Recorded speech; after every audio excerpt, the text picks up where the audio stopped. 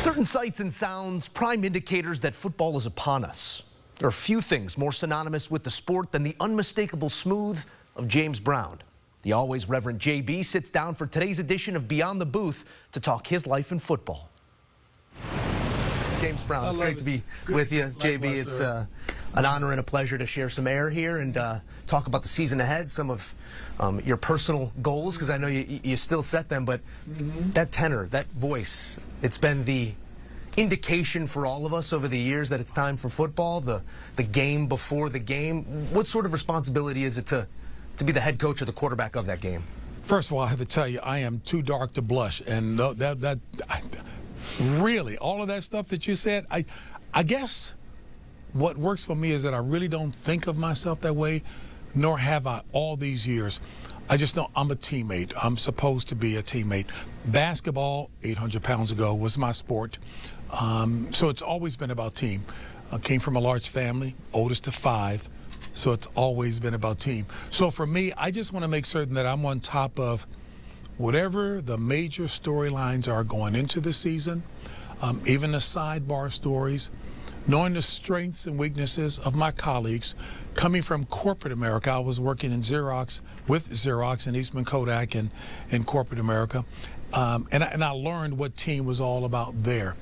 One of my favorite scriptures, if you will, is in lowliness of mind, esteem others more highly than yourself. So for me, it is always about setting them up. Even when I was doing basketball, and I know the sport well, but people aren't tuning in to hear what I have to say, but I better know the sport well enough to be able to ask the intelligent questions and the right questions. So I just want to be prepared for this season to have my guys shine. Well, I will say this, I was in Cambridge a couple days ago. Your spirit, it's still alive and well there. You mean, did you see pictures that went back 200 years ago? No. Did you see the 4-foot-high afro? The thick sideburns like Clyde Frazier? Boy, the people up in Cambridge, they didn't know what hit Cambridge when I came there dressed the way I was back in the day. So quite a team then. I want to talk to you about your team now because you allude to them. Some moving parts these last couple seasons, but an award-winning cast of characters that continue to bring it to us each and every Sunday. Talk to me about that roster and what each individual brings. So starting first with Bill Cowher, properly giving him his props, a Hall of Famer. When you think about it, 15 years as the head coach of the Pittsburgh Steelers, they won the division 8 times, 2 conference championships, so that means 2 Super Bowl appearances, and he finally did win it. And he got the job as a young coach. As a matter of fact, when I think about the coaches that the Rooneys hired, by and large, they were all relatively young people at the time. What, 3 coaches? Maybe 4 in 52 years or whatever it is. But Bill Cowher was and is smart. He asks the great questions. He's got notebooks. You've already talked with him, but you should have asked him about his library, because each of his stops, he's got just volumes of notebooks, important lessons learned from each of the coaches. Clearly, Marty Schottenheimer was a big impact on him. So he's one of the brightest guys. I'm glad now because with only 4 people on the set, essentially 3 analysts, he'll get a chance to be more expansive in his answers so that people can see how bright he is. The best way I can describe Bill Cowher, and I promise I won't take too much longer in describing all of the people this way, I think about my high school coach, Morgan Wooten, and he and Coach Red Auerbach, this is when Coach Red Auerbach with the Boston Celtics, he had Red Auerbach sit on the bench when my high school coach was coaching the Catholic All-Stars against the public school All-Stars, and it was a 3-overtime game, and won by the public school by about 2-3 points, close game.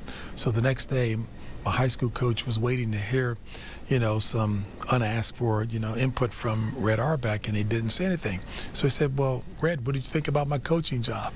And Red said, cigar, Coach, it's a shame you lost that game for the kids. And he says, what?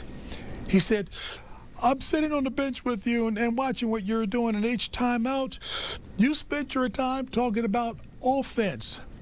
Your problem was defense. You can't lose the feel of the game. Bill Cowher has the feel of the game every time, and he did it as a coach, and thank goodness he's in the Hall of Fame to recognize that. Nate Burleson, multi-talented. He's got the young audience with Nickelodeon. He does news with CBS Mornings, and he's on with us, and he's passionate about the sport, and he can explain it. He's quick. He writes poetry. He can rap. He is a Renaissance man, so he appeals and pulls the audiences from both ends with us. And Matt Ryan, absolutely the prototypical quarterback. You played the game, so I would defer to you, but he is on top of it. He knows the game plan. He's no nonsense out there on the field. He'll tell them to do their job, and he'll do his. So we've got a good group of guys, I think, who will be bringing some real insight to it, and we can talk about it extensively now.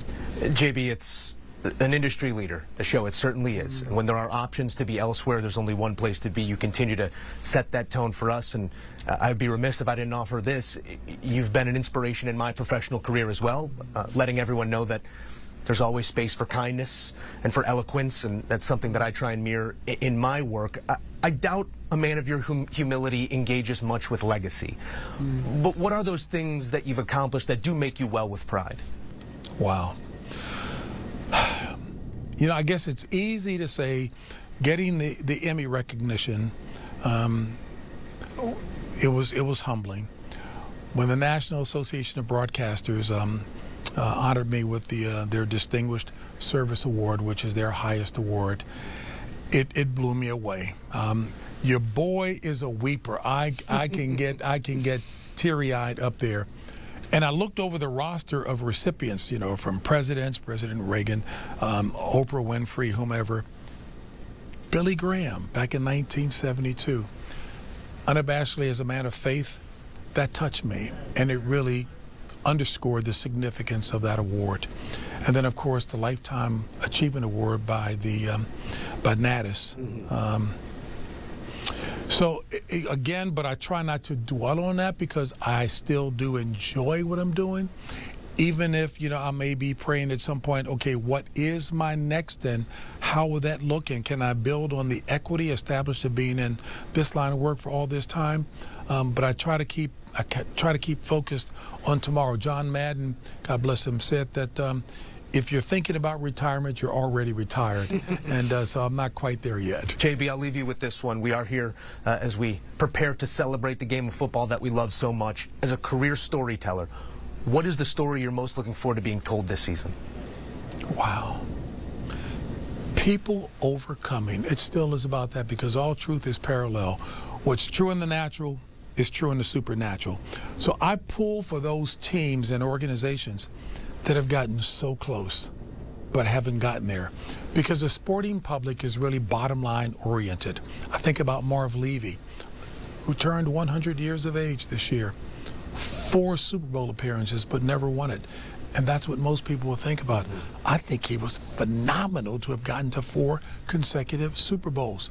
The Buffalo Bills, a great organization that has gotten so close. The Baltimore Ravens, who I'd really like to see do it for any number of reasons. And John Harbaugh is one of the best coaches. You don't coach in this league that long and still get the attention of your players and have them play exceedingly well without being very, very good. Ozzie Newsome gets a lot of credit, the former general manager, EVP,